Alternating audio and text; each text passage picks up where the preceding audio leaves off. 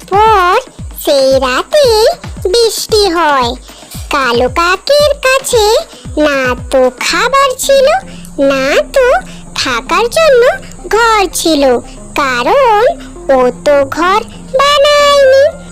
যার কারণে ও সারা রাত বৃষ্টিতে, ঠান্ডায় আর ক্ষুধার্ত অবস্থায় কাটায়। যার কারণে ভীষণ অসুস্থ হয়ে পড়ল।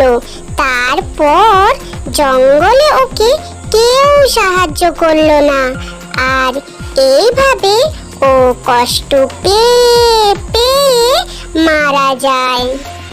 তো পিঙ্কু বাবা, বুঝলে অন্যদের সাথে খারাপ করলে কি হয়? আর চুরি করা আরো খারাপ কাজ। কাউকে না বলে কারো জিনিস নেওয়া খুবই খারাপ।